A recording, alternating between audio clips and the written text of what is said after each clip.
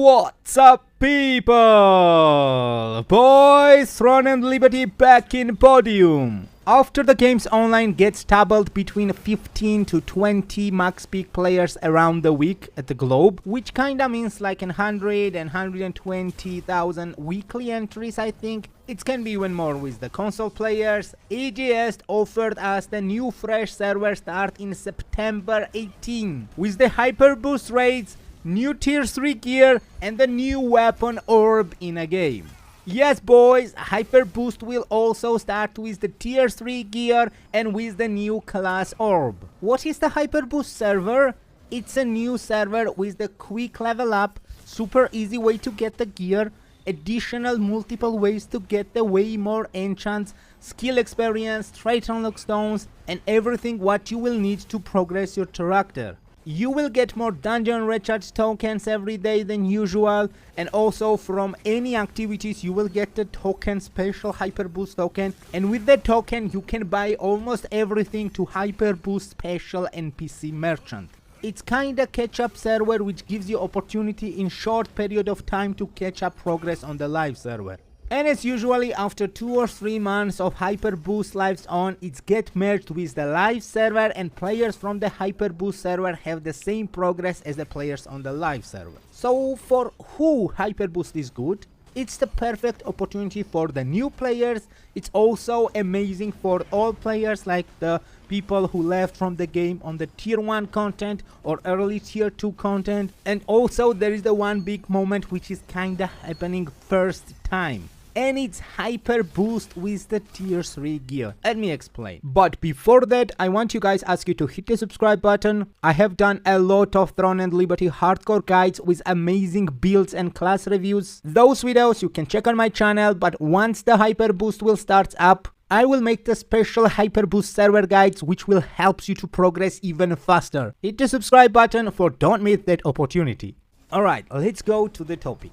Hyperboost server are kinda already tested in Korea multiple times. It was catching server directly to the live server. People on the live server had everything and mostly playing to the PvP, and Hyperboost server players was progressing in 2-3 months and then merging with the live server. So what will change now and why this Hyperboost server opening is the special?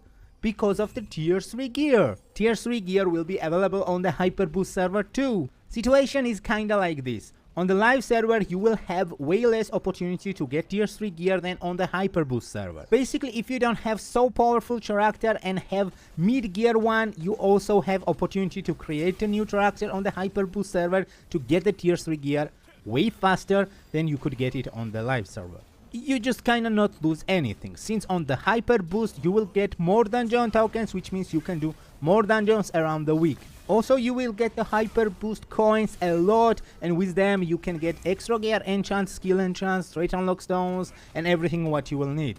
Many people use Hyperboost server to collect the lucent, since the new server means the fresh economy with the high prices. That's amazing opportunity for the PvP players who love to do the dungeon. They just create a Hyperboost character, they powered off them character for the dungeon level, and after that they can sell anything what they will get in a game to collect the lucent on them live server character. So boys, fresh start is always good, and it's always good for the game health itself. Such kind of the opening brings more people, and when the Hyperboost and live server gets merged, game total players numbers increase. I always welcome such kind of the mechanic in every game. It is the best way to interest the new players or get your old community back in a game. Alright, so September 18 we have the Hyperboost fresh start, and yes, there is the end because we will have more news. As I mentioned, we will get the tier 3 gear.